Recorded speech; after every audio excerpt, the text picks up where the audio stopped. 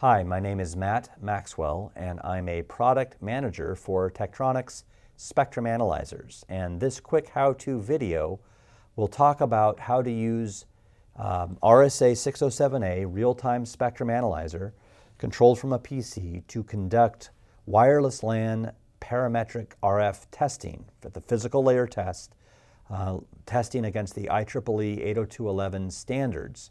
So these kinds of tests are often done in both the R&D phases, design validation, and manufacturing test of wireless LAN modules, or maybe even semiconductor components to those modules. And then sometimes they may also be done in integration of the wireless LAN module to a larger device. The testing capability is important to understand that you can test against the wireless LAN standard or maybe your final end customer specification, and you need to have reasonable margin for your test to make sure you are measuring the device under test and not the performance of your instrument. So let's get started. The screen that we're looking at here is a spectrum display, but it's a real-time spectrum display where I have regular real-time controls, or I have regular spectrum analyzer controls like frequency, which can be changed, tuned to different frequencies. I have a reference level, which I can adjust to different levels. And I can also change, and there's the span, I can change the span. I can have narrower spans to narrow in. If I have a wider span, I have triggers activated right now. It's going to affect the triggers. And I can control the resolution bandwidth.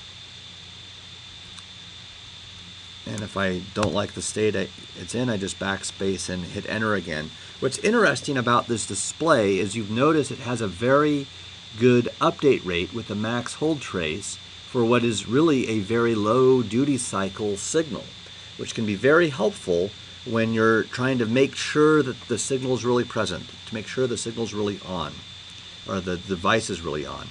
So the way the software works is I have a button for selected displays. When I push that, I see a number of different displays that are available that I can choose from, which are organized into these different measurement folders. And down at the bottom, I have my wireless LAN analysis. I happen to have chosen some displays from above already for the real-time DPX display, the time overview showing the amplitude versus time, the wireless LAN constellation, and the wireless LAN power versus time. We don't see those yet because I need to reduce the size of the DPX display. So looking at these measurements, I've got wireless LAN power versus time, where it's measuring the burst power and the burst width in time. I see in the time overview, I've triggered on the signal, and I have a very long dead time before the next signal occurs.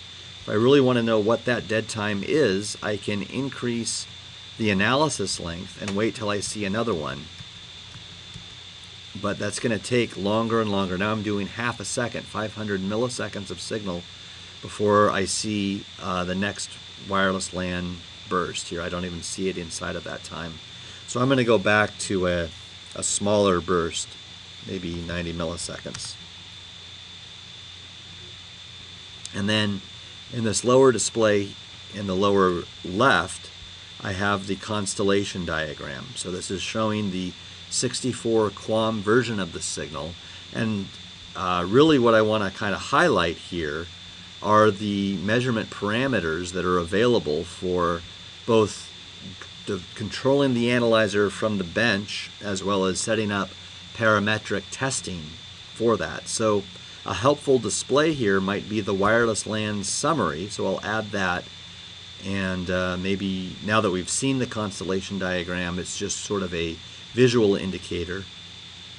But if I pull up the wireless LAN test, I see the data's from warm-up period there, but I see the burst power index. I see the different EVM measurements for this 802.11g signal. And let's make this large here.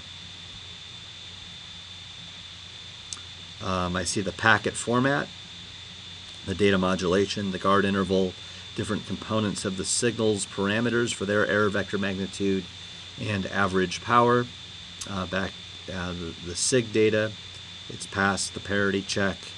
Also up here in the start that I passed over initially, the IQ origin offset, the peak to average ratio, the frequency error from the expected channel 1, because I'm at channel 1 4.12 gigahertz, so I'm 4 kilohertz below that for this particular device, and that may or may not be within tolerance depending on the specs in the standard or your individual specifications.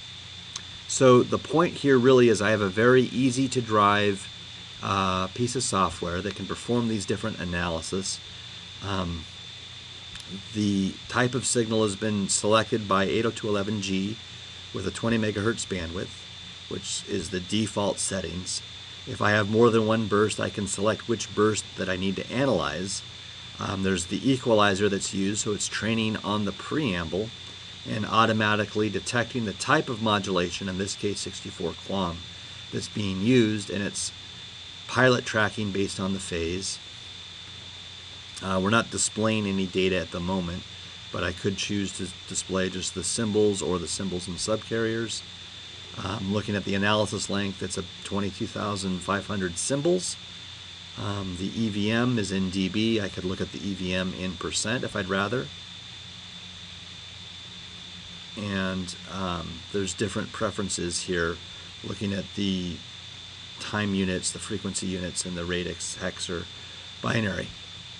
There are, like I mentioned, a number of other wireless LAN displays available, like a spectrum emissions mask, channel power response, wireless LAN channel response, wireless LAN EVM, magnitude error, phase error, spectrum flatness, and symbol table are all available measurements within the wireless LAN capabilities. And with the SignalView PC software shown here, which controls the USB analyzer, I have support through 802.11ac signals. So pretty comprehensive set of measurements that can be used to characterize a wireless LAN module, either programmatically or performing troubleshooting for the module if something isn't working correctly. Looking, for example, at the constellation diagram shown here to find out if there's any issues, any problems going wrong there. And I see I've got good but not ideal points there on the constellation diagram. And I know that the EVM is now in percent. It's for everything 3.2%, 3.5%, something like that. So hopefully that gives you a little bit clearer understanding of the parametric testing available with the RSA607A spectrum analyzer and the SignalView PC software. I thank you for your time.